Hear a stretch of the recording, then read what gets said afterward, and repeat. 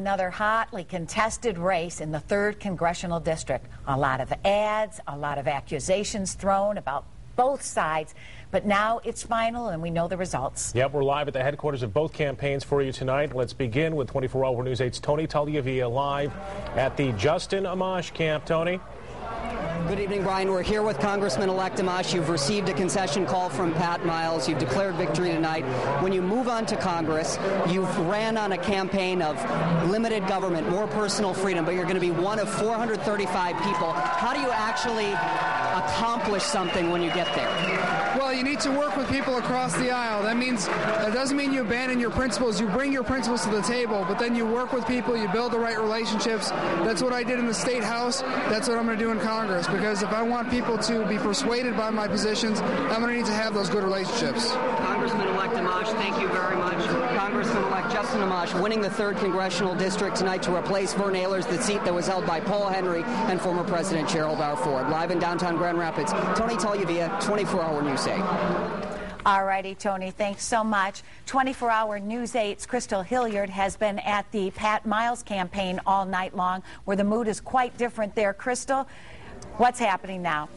It is quite different here, Susie. Just moments ago, Pat Miles took the stage. He thanked his campaign. He talked about bringing the Democratic community together, but accepted that he just lost this one. Now, this was originally called before today to be one of the closest races in 3rd District Congressional seat history, but as we saw those results come back, those numbers did not match that. It started really, really wide margin, so they got a little optimistic here when those numbers started to shrink, the margin started to shrink, but that's not what happened. We're joined now with Pat Miles. Tell me, what did you learn from all of this? Well, I learned that we had the right message, that people are really, really frustrated with the extreme partisanship in Congress. They really want the bickering to stop. They want the politicians in Congress to start working on the people's problems and putting the nation ahead of everything else. And so that was my message from day one, and I've got that affirmed every day out on the campaign trail. Can you give us a hint if we'll see you in 2 years again? Well, you'll see me in the community for the next 2 years. I certainly won't give up on this community. Thank you. Awesome. Well, thank you so much. This was definitely a hard-fought race and a very contentious and controversial race with some really racy debates and some racy commercials. But as you heard Justin Amash, we'll take this one. We're live from Aquinas College tonight. Crystal Hilliard, 24-Hour News 8. All right, thank you, Crystal. Down at the live desk now, we have two very special guests joining us exclusively at 11 o'clock tonight. Congressman Pete Hoekstra, Congressman Vern Ehlers. Thank you, gentlemen, both for your time. Mr. Hoekstra, I'll start with you. First, give us the lay of the land now in Washington. It's a lame duck Congress going in, but next year it's a game changer. How do the Republicans proceed from here? Well, they're going to have some real business that they're going to have to conduct very, very quickly. They may have to deal with the tax cuts if we don't get them done in lame duck. They will have to deal with the spending bills for the remainder of 2010, 2011. And that's going to be potentially a real tough struggle with the president as to exactly how much money we're going to spend.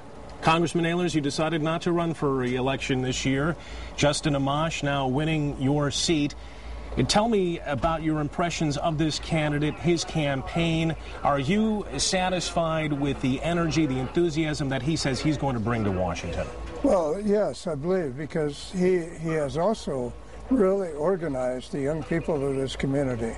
And so it's a totally different type of campaign. I'm delighted to see it.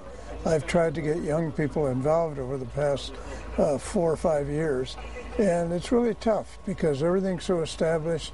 We know what we're doing, etc. This was a new fight, a new battle, a young candidate, and so it involves the young people of the community. I know this group in your district, they're a tight-knit group. Was there any rift when candidate Amash announced his candidacy before you had decided to leave Washington? Any rift whatsoever still existing there in that constituency? No, if you can't stand things like that in politics, you don't belong in politics. You just roll with the punches, and no problem there at all. I think he ran a very, very good primary campaign and won by a substantial margin, and that settled a lot of the questions about whether or not he was a suitable candidate for the Republican Party. We know that a lot of Republicans were running on that platform. They want to repeal that health care bill. They want to stop all of the bailouts. What can they do? They control one chamber right now. Can they do anything? they can do a lot. All spending starts in the House. We're going to have roughly 80 to 85 new freshmen in the House. They're going to carry that message there. They can get this president to reform parts of health care. They can get him to restrain on spending, reform some government programs. They can have a huge impact. They're not going to be able to call all the shots, but they're not going to be silent.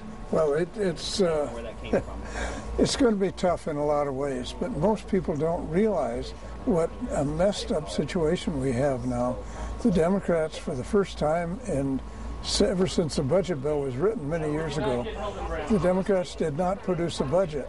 Now, how can you govern? How can you decide spending without even having a budget? And it's just been that way. They haven't passed the appropriations bills, which is the primary duty of the House of Representatives, and it's chaos. So we're just going to try and survive the lame duck. We'll put things in array once we get power. Start over next year. We'll start over next year. But in the meantime, the budget has not been set for this year. No. The appropriations have not been set for this year. So much on the plate. Historic heady times, definitely. And it's not going to be handled very well in the lame duck because the Democrats are on their way out. They're not going to be excited about doing anything to help us. Gentlemen, we don't have all the time. We appreciate your insight, your perspective, your experience, and most of all, your service.